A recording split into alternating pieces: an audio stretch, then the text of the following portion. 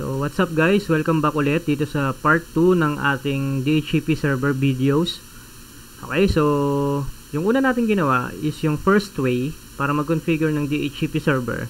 So nag-configure tayo nun dito sa router mismo. Ginamit natin yung built-in. And then ito yung kanyang IP, ito yung excluded na IP range, and then ito yung network na ginamit natin. So itong Windows 7, nakakuha siya ng IP address na 192.168.1.11. Ito yung kanyang gateway, 1.1. So, nakuha niya yung IP after netong 10, dun sa excluded IP address range. And then, ito yung kanyang gateway. And also, DNS. So, ngayon, ang gagawin natin is yung second way. Ito, nagamit tayo ng dedicated server, which is Windows Server 2022. Mag-install tayo ng DHCP server role. And then, same lang din. Ito yung IP address na excluded natin. Ito yung kanyang IP address. And then, yung network, ayan, binago pala natin yung network. Ginawa natin 2.0 para mas ma-simulate natin ng maayos. Okay, so, ayan na yung network 2.0. So, ang goal natin ngayon is makakuha si Windows 7 ng IP address na nandito sa network range na to, 2.0. So same lang din sa una. Dapat ang makuha niya is to 2.11 after netong 10. Okay, so ganun yung pinaka-goal lang natin. So ngayon puntahan natin muna tong si Windows 7. Mag-ano tayo mag-renew tayo. So pag nagre-renew tayo, nakakukuha pa rin tayo ng IP address galing dito sa router. Kasi naka-enable pa yung kanyang DHCP server dito. Ang kailangan kasi natin gawin muna, i-remove natin yung DHCP na configuration natin dito dahil si server natin nakakakuha din ng IP. Doon siya kumuha ng IP. Makikita nyo. Ayun 192.168.1.12. Kasunod niya si Windows 7. Ito yung kanyang gateway, DHCP server, DNS. So, hindi ganyan yung dapat may sarili tayong network. Okay, so remove muna natin yung DHCP server dito kay router. So, may papakita lang din naman ako sa inyo. Show IP DHCP binding. So, makikita nyo, ito yung kay Windows 7. Ito yung kanyang MAC address. Ito yung kay Windows Server. Ito yung kanyang MAC address. So, ayan yung mga client na nakakonect or nakakuha ng IP address dito sa router. So, remove muna natin. So, configure terminal, no IP DHCP, exclude. Oops, sorry. 1.10.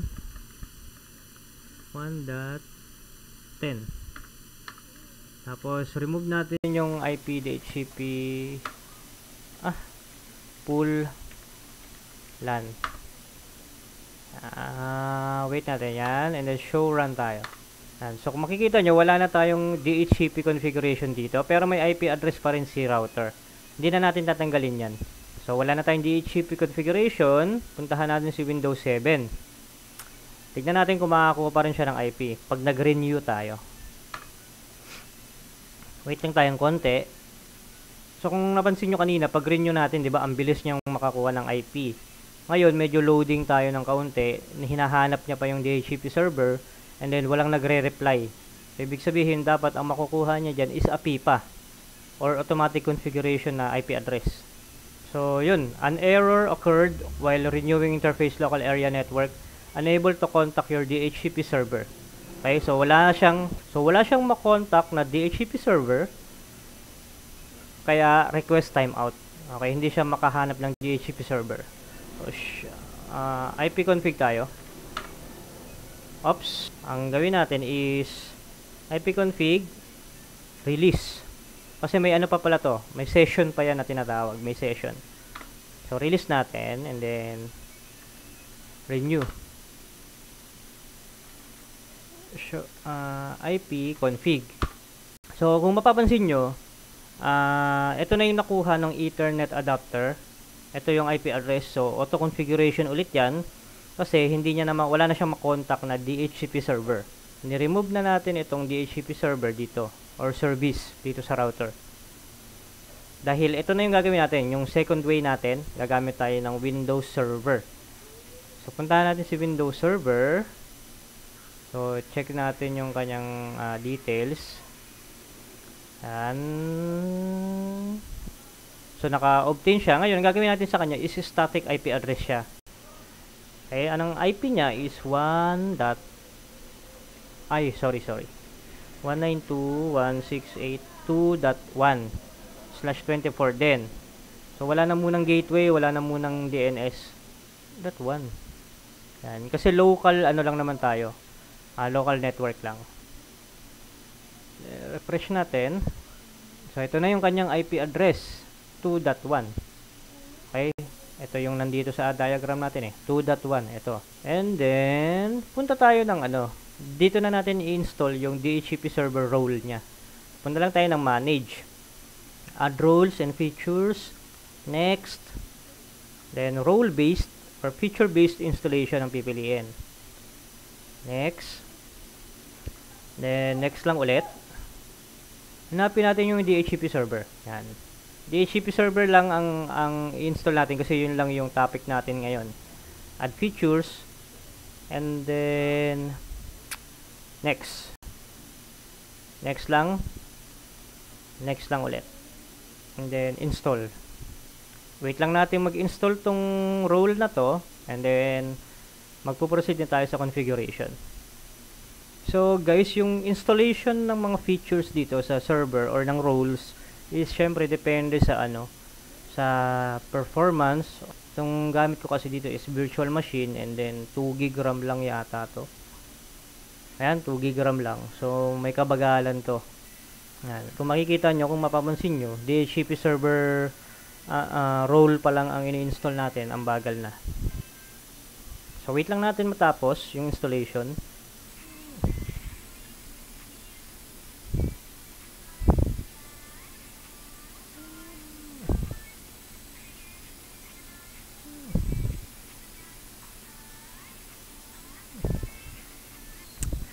So, yun guys. So, kung mapapansin nyo, yung installation natin, completed na daw, succeeded. So, close muna natin. Okay, so, after nun, puntahan natin tong warning dito. Yan, kasi may kailangan tayong gawin. So, complete DHCP configuration. Okay, so, complete natin. Click. So, commit. And then, close. Okay, and then, after nun, puntahan natin siya dito sa tools. And then, DHCP. Yan. So, configure na natin yung DHCP server natin para mabigyan niya na ng IP address yung ating Windows client. Okay, so dito sa IPv4, expand lang natin yan. And then, click natin tong IPv4. Gagawa tayo ng scope. Kasi, di ba, dito sa router, meron tayong DHCP pool. Dito naman, scope. And, punta tayo kay server. So, right-click, new scope. Next. Sabi na lang natin 192.168.2.0 network /24. So, next. Yung starting IP address natin, 192.168.2.11. 192.168.2.254. Pinakadulo. Kumbaga, mag-i-start yung distribution ng IP natin from 11 hanggang 254. Okay? So, dito naman sa add exclusions and delay, wala na tayong i-add dito dahil ang gusto natin mangyari, yung from 11 to 254 na IP address is para sa mga Windows client or mga client PC natin. So, wala na tayong exclude dito dahil yung IP address na 2.1 hanggang 10, okay, ito, wait lang Dahil itong 2.1 hanggang 10 is hindi na to di-distribute ni Windows Server kasi hindi siya kasali dito sa sa range na to. So, next lang tayo. Ito, leave by default na lang. Basic configuration lang naman tayo. And then next, so I want to configure these options now. Next. And then, yung default gateway natin, syempre, wala pa naman tayo ditong routing, wala pa naman tayo ditong kumbaga routing papuntang internet or sa ibang network. So siya na lang muna ang gagawin nating default gateway. So 2.1. And then next, so DNS, siya na lang din 2.1. Okay, so wala pa kasi tayo ditong wala pa tayo ditong Active Directory kasi yung DNS is integrated siya sa Active Directory para sa mga tawag dito, domain resolutions. Okay, so okay lang 'yan basta ang ma-setup natin na DNS IP is yung si server mismo, yung IP ni server mismo. So next, and then next na lang.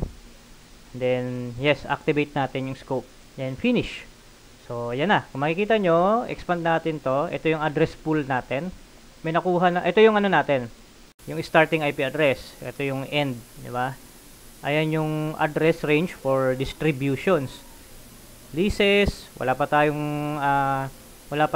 pang client na nakakakuha ng IP address galing dito sa server.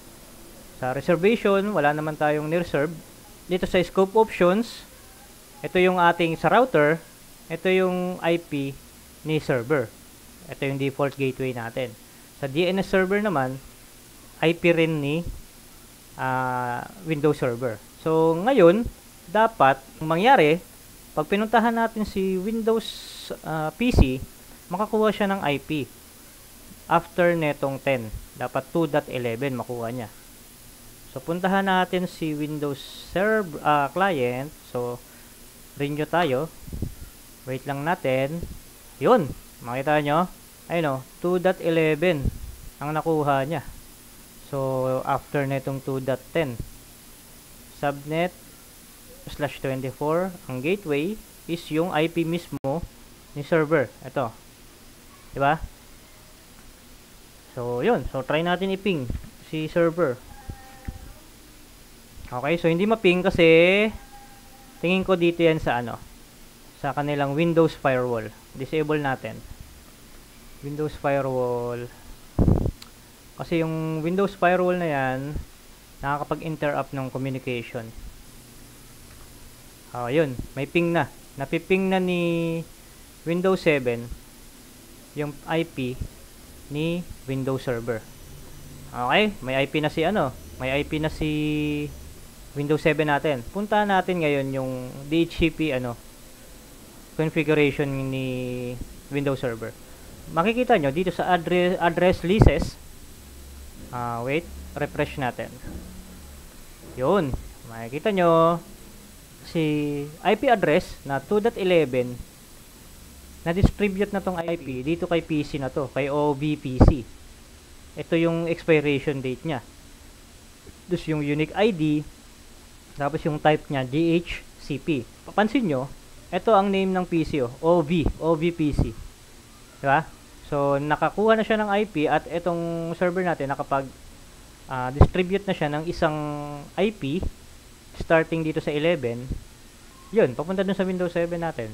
Okay, so, mag-try pa tayo ng isa pa. Gamit na lang tayo dito ng virtual PC. Oops. Virtual PC. Para mas simulate natin ng maayos. Connect lang tayo and then start natin to. And then console. Refresh tayo ulit dito Refresh. So isa pa lang yung IP address natin, OVPC. So next natin dito. So IP DHCP renew.